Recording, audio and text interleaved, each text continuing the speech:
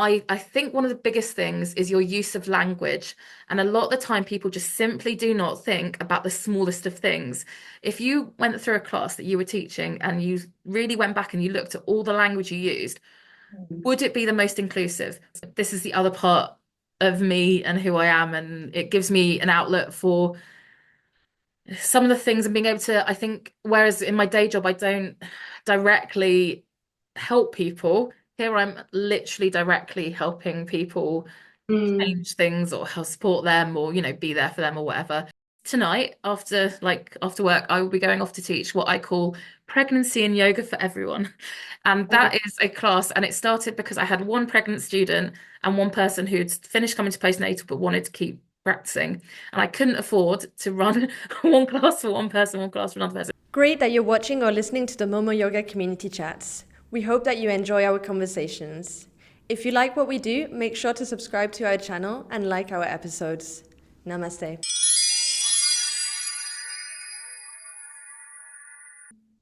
Hello, everybody. Welcome to today's community chats. So we're here today with Miriam Zendle from Lit Yoga. So Lit Yoga is loving, inclusive, transformational yoga. It's lovely to have you here with us today. Thank you so much for joining. Miriam, would you like to tell us a little bit about yourself, perhaps to begin with? Sure. So I'm Miriam. I'm from like London, Surrey in the UK. I teach yoga and Pilates now as well. I teach pregnancy and postnatal. My background is in Ashtanga. But I teach all kinds of things, yin, yoga, nidra, you name it, I've probably taught it at some point. And my whole thing is about inclusive, body positive, accessible yoga. So um, yeah, so I want everyone to feel welcome and not to feel othered in class. And then on the side, my other job, which I do full time, is I'm a senior digital manager, and this is taking up an increasing amount of my life. So I'd say think I have two jobs really. Okay. But it's funny because people sometimes say to me, they talk to me about this being a side hustle. It's not a side hustle. It's a whole separate other job, and it's just as important. It might not be as many hours, but Mm. it's not a side Yeah. hustle. Yoga is less hours or digital management? So I work full time in digital management for like a membership body, and then I teach 6 classes a week around Okay. that. So online and in person, and then sometimes, yeah, a hybrid as well, every now and again. So yeah, so this is less, but it takes up plenty of time. And as everyone will know, running a business is not it's not just the classes you teach, it's everything that has to go around it. It's the relationship management, the financial management, it takes a lot of time. Yes, that's why Momonoke kind of was built, I think, surrounding that. But how is that for you? I don't know if I've ever had anybody on before who combines the two, sort of the two different roles. How is that for you? I can imagine it's quite nice to, on the one hand, have that technological aspect, but on the other hand, you're moving your body. Do the two correlate in any way or not at all? I think there are crossovers. I think at times it's challenging, but it works for me. People often think that the ultimate goal is to quit your job and do this full time, but that's not necessarily the case. And we all know that running a fitness or yoga or whatever it is business is not easy, and making money is hard. So I think for me, like it's been finding the balance, and I think I'm still on that journey a little bit. So things have grown a lot in the last few years, and I have had points where I felt quite burnt out, but now I'm kind of more balanced out. And I think the important thing is being really open with my other job, my digital job. So for instance, I flex my hours. So today, this morning I started work early, and then at 10:30 I went and I taught a postnatal yoga class. Then I came back. Now I'm here, and then I'll be doing my job for the rest of the day. And then I'll go back out this evening and I'll teach a pregnancy and yoga for everyone class. So Wow. they know what I'm doing, and it's about, I think, having just being clear and open about your needs and demands with your workplace so that you're not feeling like you're hiding anything or making it extra challenging on yourself. Yeah, it's not easy. I mean, like until recently, because I like to, I'm very bad at saying no. So I was teaching Monday, Tuesday, Wednesday twice, Thursday twice alongside the full-time job. And I've just recently quit my gym class on a Tuesday for reasons I won't go into. Well, I mean, they weren't very nice. It wasn't very good. Okay. I Well, name it any was names, time to but go. But having that Tuesday back, I went, oh, this is mm, good because it was like a grind, I realized. So now I'm like, okay, let's find this balance. mm, So that, yeah, yes, it's hard, but it's not unmanageable, and it's has to be what you want to do, I think, mm. and that's what I want to do. Okay. So that was my sort of question is it intentional? Is it also, like you mentioned, obviously it is hard to make money as a yoga teacher sometimes. Is the long-term vision, obviously this might be tricky based on your That's other okay. You role, can ask. but is the long-term vision that maybe eventually you would like to go into full-time teaching, or is that not something for you? Not No. really. Like I said, it's funny. I mean, I'm sure you've had it as well. We get asked this question all the time by lots of people because they just assume, oh, because it's a lovely thing to teach, but no, no, thank you. Um, it's funny because when I became a teacher, I actually did it around the time I was working in a job with a really horrible bully boss, and I thought maybe I want to teach full time. Like when I went and I did my training, and I realized later it wasn't the job, it was the boss. So I really like what I do. I run website redevelopments. I'm in the middle of a really big, intense one at the moment that I'm responsible for delivering. I don't want to lose that. I like what I do, but at the Mm, same time, this is the other part of me and who I am, and it gives me an outlet for some of the things and being able to, I think, whereas in my day job, I don't directly help people. Here I'm literally directly helping people mm, change things or help support them or, be there for them or whatever. But I think my kind of ideal is that in the longer term, it would be great to be able to take my days down to maybe four. But also, I can't do that right now. I'm a single person. I yeah. would like to buy a house next year, and I Okay. certainly wouldn't be able to do that on sort of purely yoga teacher salary. We've all looked at. I'm sure lots of people have looked at it. To manage on an okay salary, you have to be teaching so many classes per week. You have to you really kind of pick up workshops and retreats and things. I haven't even got to retreats yet. I Okay. will eventually. But then also, and I think the thing that ties into that is I believe quite strongly in financial accessibility for classes. So my class prices are not enough to sustain me if I was doing it full time. There's a whole other discussion around the ethics of financial stuff. But Mm. if I was doing this full time, I would have to put my prices up. But at the moment, I can keep it at a respectable level, but not like I'm not saying give me £2 and you can come, but like I want, especially for when I teach postnatal and things like that, people are on mat leave, they're losing money towards the end. I just want to make sure people feel like they're all welcome, regardless of their situation. So yeah. Lovely. I had a look at your website and I did really notice, obviously you are all about inclusivity, but really the level of inclusivity and also in the work that you do digitally as well. I don't know if you have a sense of being put on earth to help people, but because I spotted you put on quite lots of different hats. For example, obviously the yoga teacher aspect, but then there's the postnatal aspect.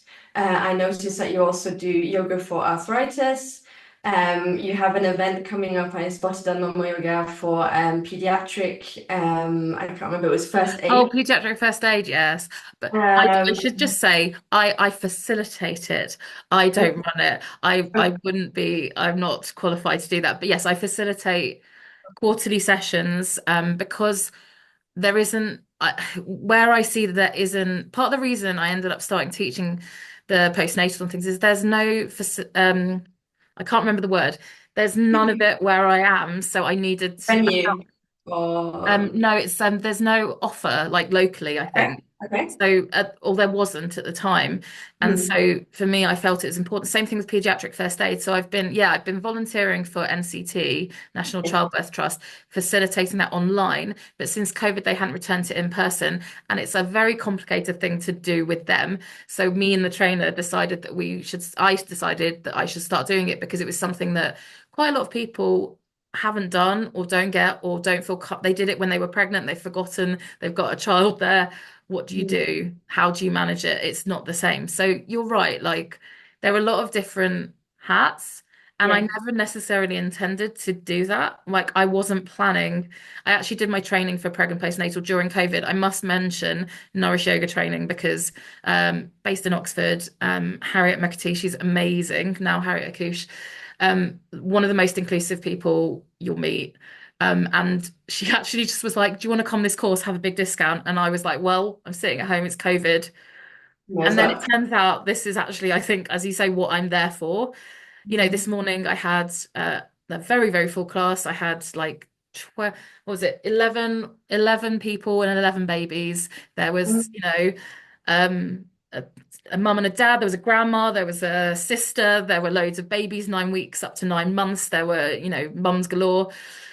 And it's Mm. chaos, but it's fun and it's lovely and it's community. And I think really what it comes down to is I'm a community builder. I'm not, yes, money is nice and it's important and you must pay the rent and you don't want to be losing money, but mostly it's about bringing people together and also making sure that people feel they can't, like the number of people who come through and they're like, can't, or they've been made, I had someone come who's coming to me now regularly. They went to a class and the teacher kept saying, not you, not you, not you to them throughout. And so they didn't go back. And I was like, ugh. So So a pregnant lady or no, actually, so that was in my evening class, my yoga for everyone. This as a person in their 60s, oh, who like has everyone has health stuff going on, but mm, nothing, no reason, just but you don't speak to people like that. So, but that we have all these people who end up leaving these classes or being made to feel uncomfortable because teachers aren't comfortable just to work with not even not even really very different bodies, but everyone, there's such a lack of understanding of body variety and just health and like how things impact. And I think a lot of it is a lot of teachers, they might go off to Bali for a month. They've never dealt with real people mm, outside of the kind of people who go off to Bali and often do like a month there. yeah. And they come back and then they have to actually teach the whole variety of human experience. And it's scary. Mhm. And maybe they haven't thought about that. And thinking about the language you use, that's huge. Like there's so many factors and so much to learn. Mhm. And what is the CPD they're doing? Is it going and learning about how to do arm balances, or is it how you use language to make everyone welcome? It's the choices you make as a teacher. So Yeah. it's a very long run on thought, but No, no, no, I love it. I actually I did a yoga teacher training, and one of my questions was how can I make classes more inclusive?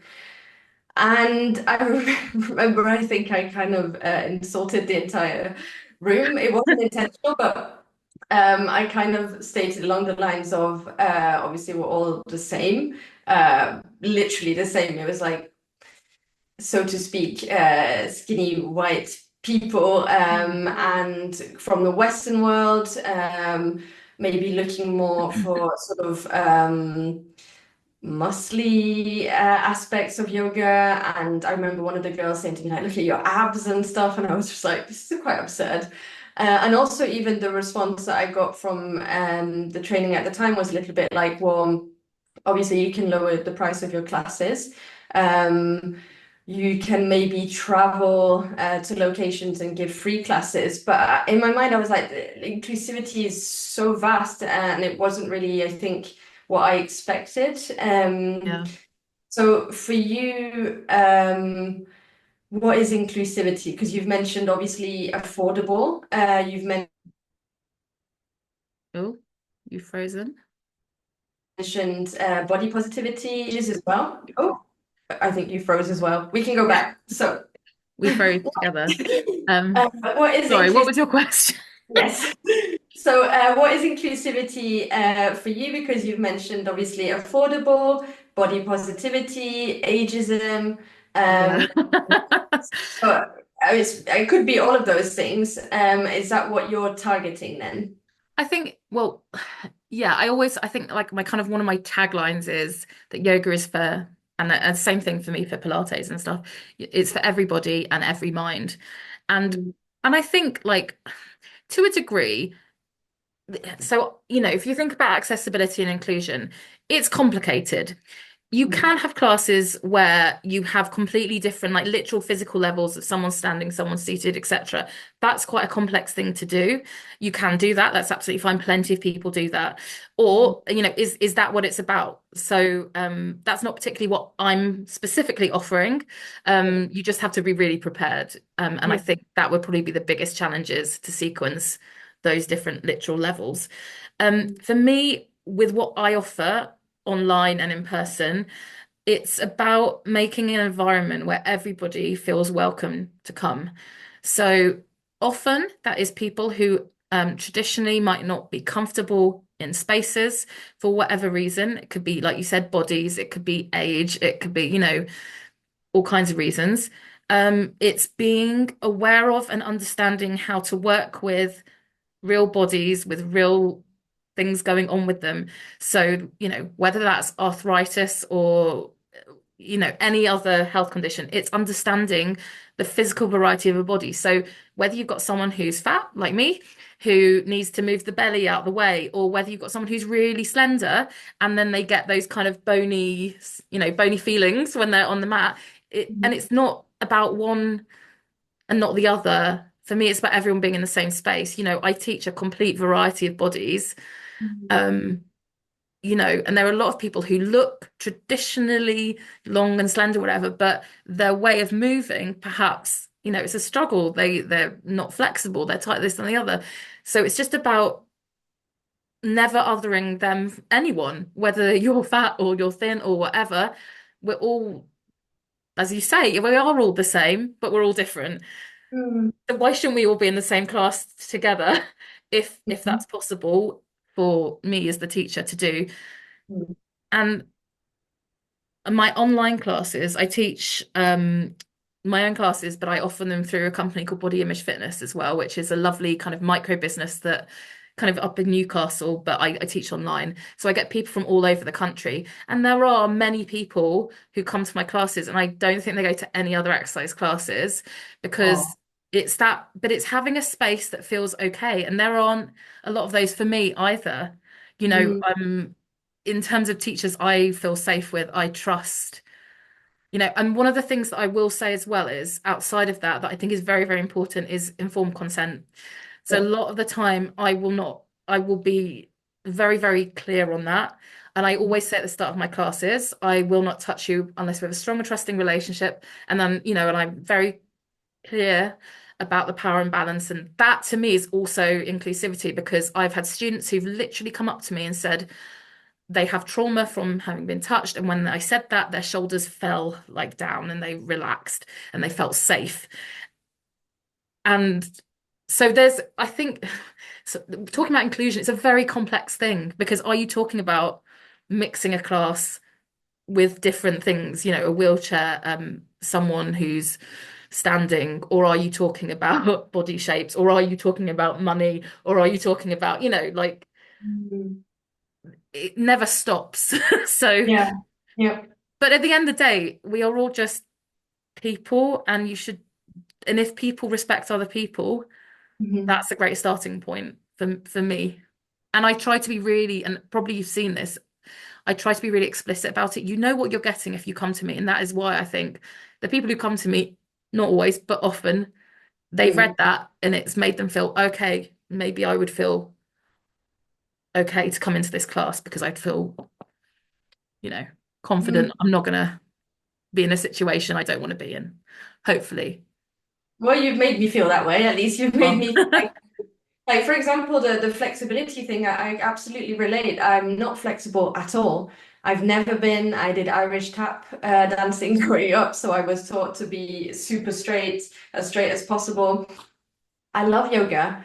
And at one point, I kind of saw the whole Instagram social media thing of flexibility, and you have to put your leg up and behind your head and wrap it around twice. And that Yeah, is the definition of yoga. And I think it really put me off yoga. So, to be honest, having a teacher like you would make me want to go more into it, I think, again, which is fantastic. Um, I do have a question yeah, because you mentioned obviously it's the teacher needs to be able to support and hold that space. It's a huge demand because you've mentioned all of these different types of inclusivity. yeah, Is the notion still to separate without separating, so to speak? Because you have obviously yoga for arthritis, yoga for pregnancy, etc. Can you host inclusivity classes with the entire community as a teacher?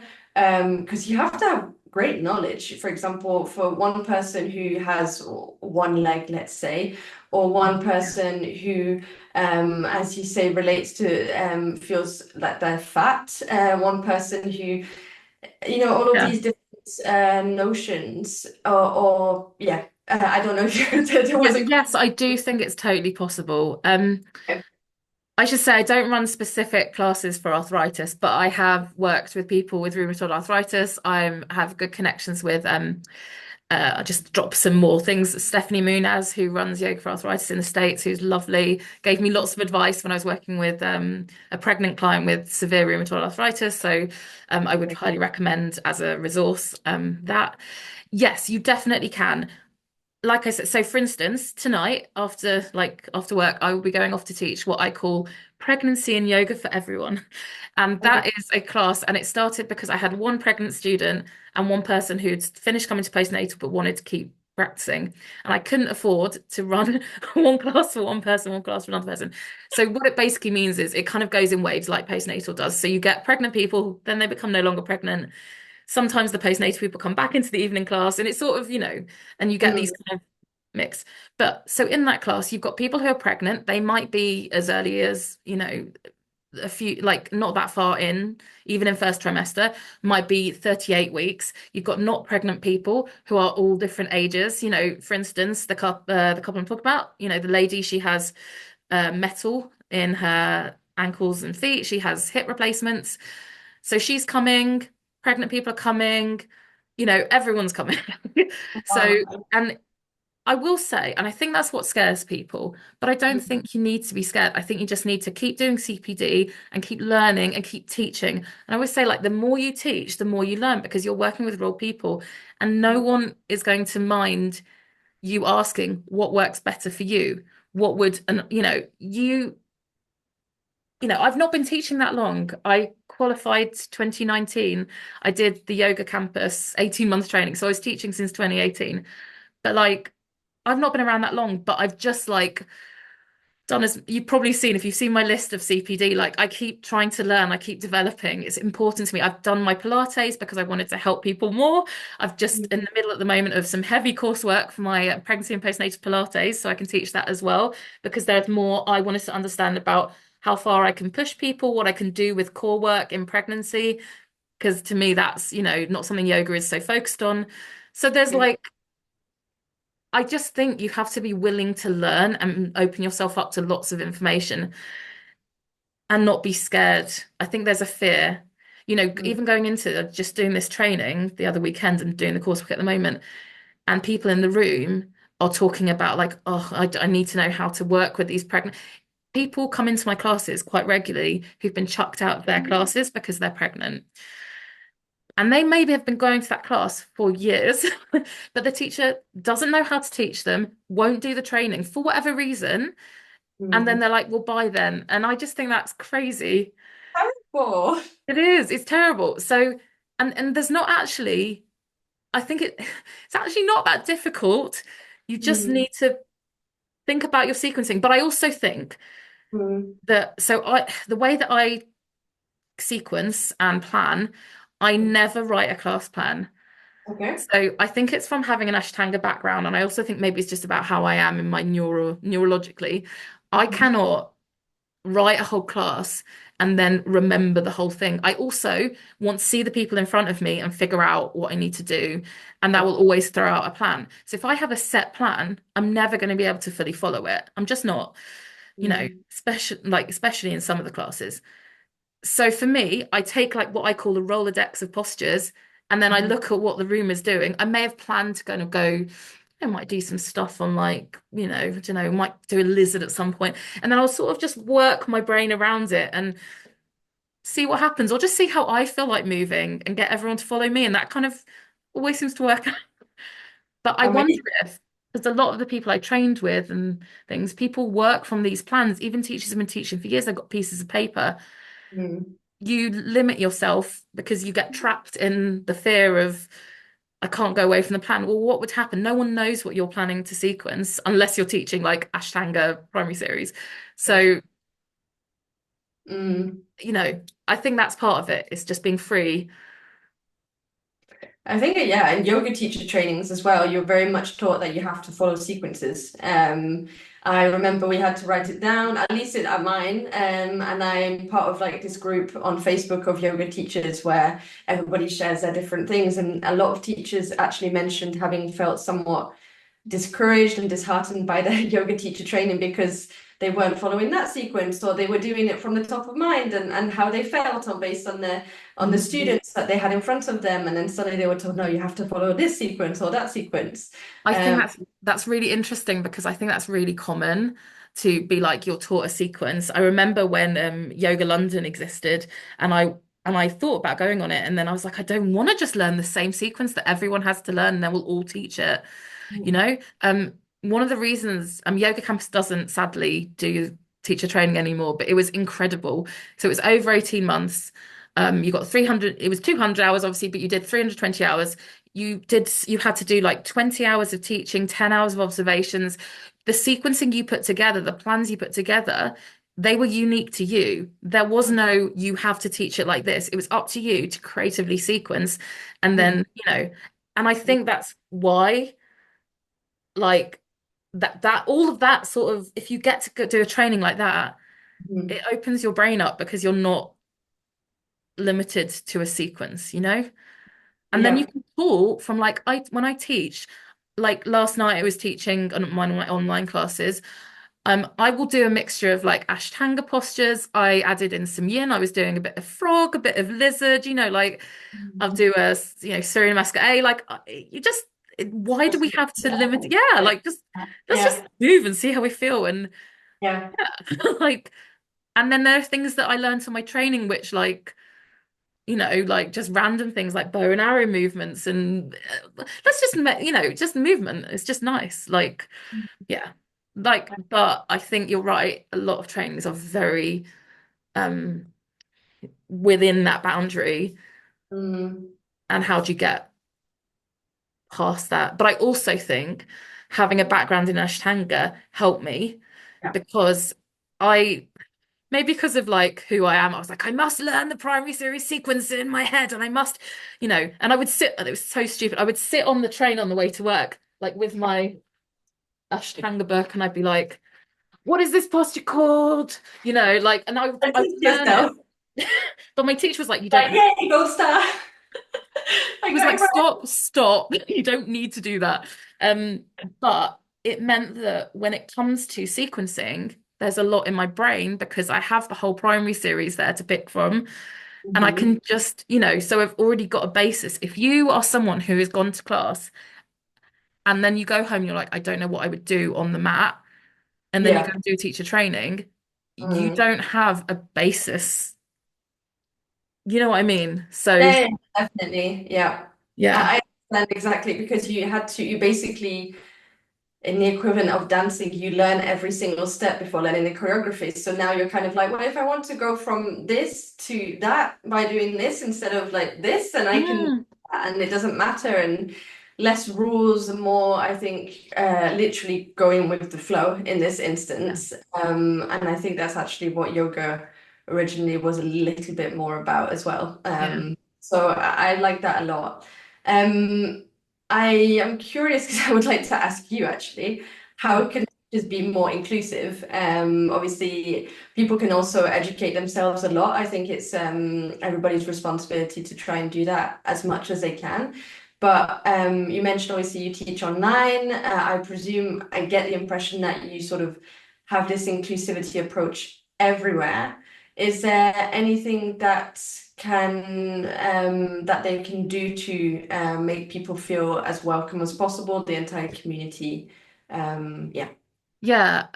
So firstly, I think it's about like I said earlier, about setting out your stall, about who you are, what you offer, so that you get the people coming to you that are right for you. And if you want those to be in a more inclusive fashion, you need to be explicit about that. You need to be putting yourself out there and saying, that, because otherwise people won't know that what you're offering.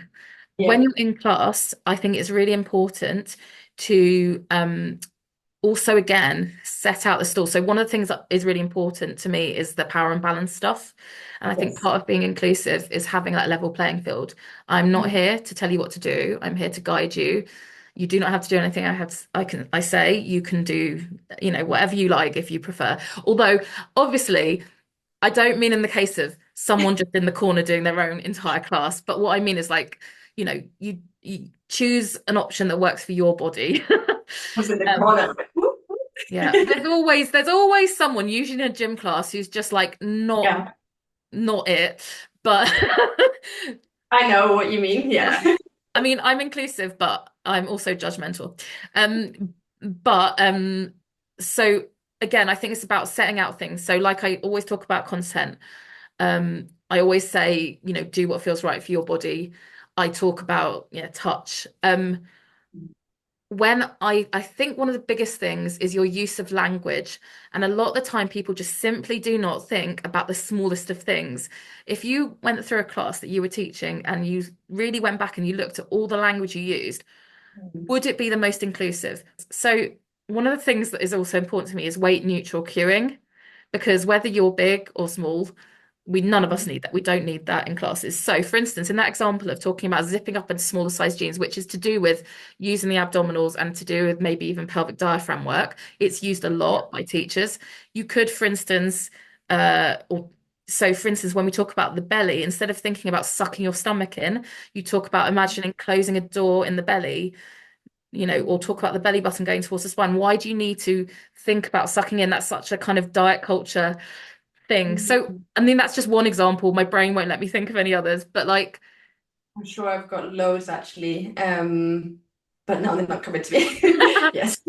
so there's one thing, and I don't know if you want to share this with outside of this, but when I did my teacher training, I wrote a Mhm. massive essay on the ethics of touch, and I made it into and like all about informed consent, all about language and things like that.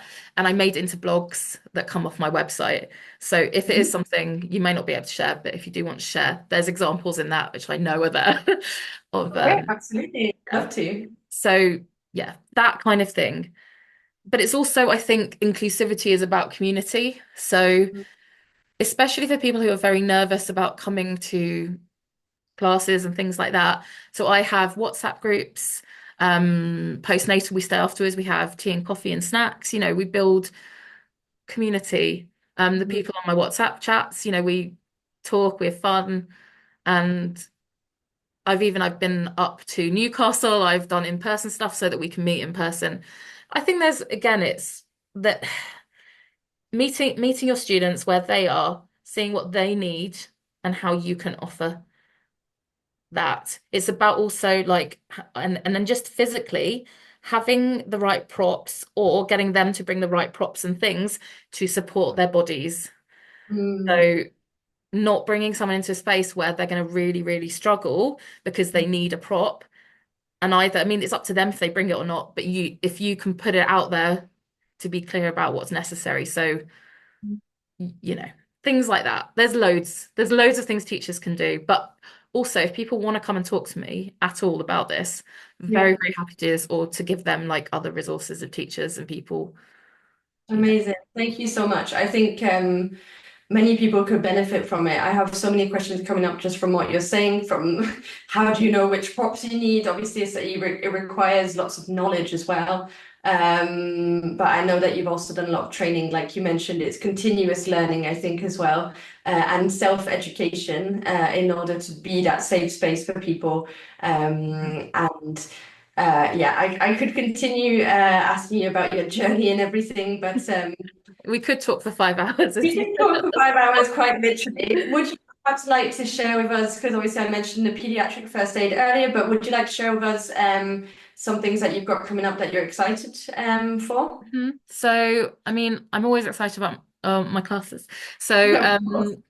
I have a lovely Wednesday night class, which is Flow Foundations, which is online, which is just really fun, and we change it every week depending on who's there.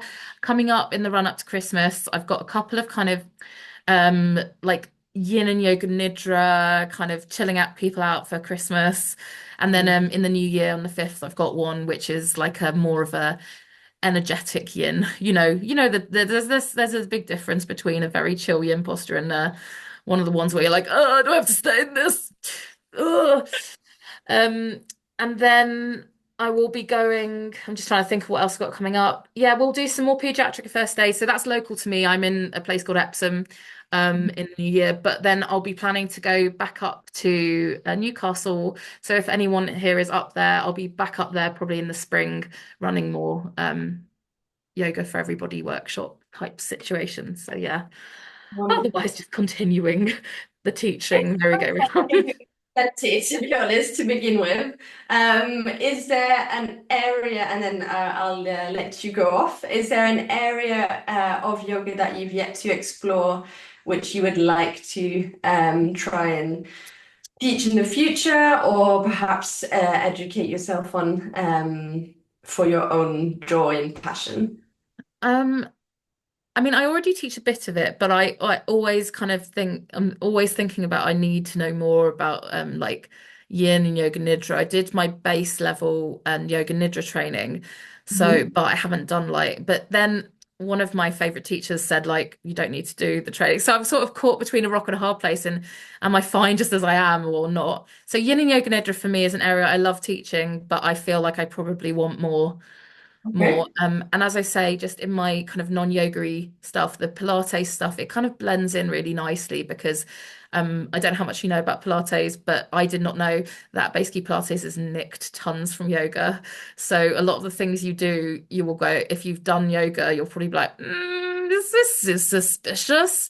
So, but just doing more of that and blending that in because particularly not just postnatally, but in terms of building abdominal strength and, being able to strengthen glutes and hamstrings and quads, Mhm. etc., and scapular mobility, like it's good to blend in.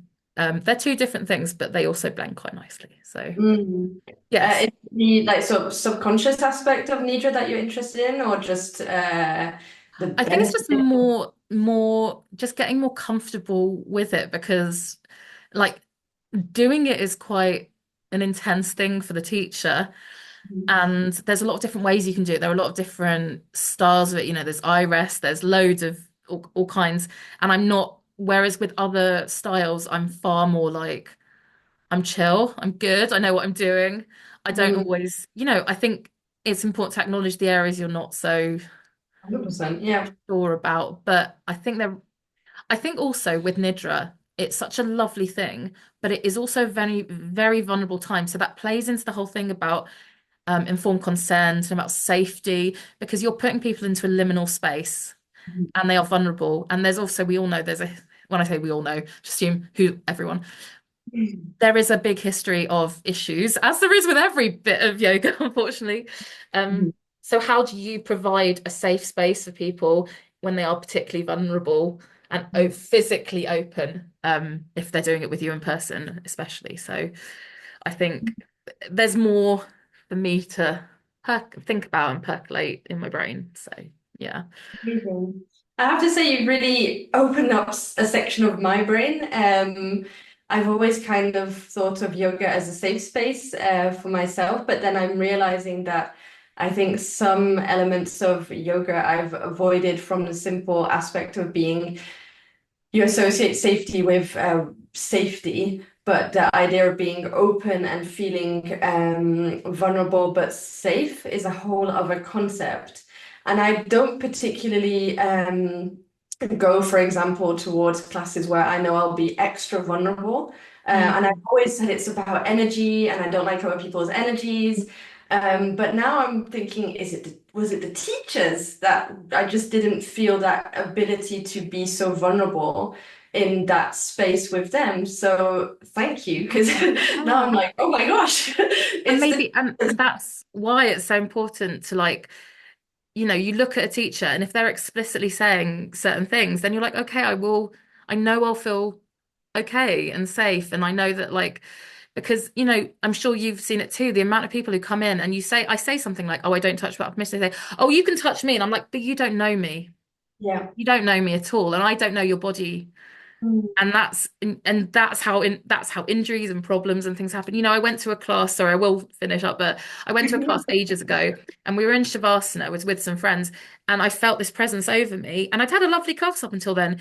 And I had this, and then she put lavender oil on my face. Mm. I no permission. I was furious. And I had a student at the time who was allergic to lavender. So I just lay there fuming. But that's what I mean. You need to feel it's made me over the years and becoming more like this has Mm. made me super picky about who I'll go to and what I'll practice with who. So Mm. I think you're right. Yeah, it's probably about you're getting something off that. The vibe isn't quite right, but you don't know why. Yeah. I know why now. I'm just thinking of like moments when they've come with the sound bowl and then just like put it right over my face, and my eyelids were like fluttering like crazy.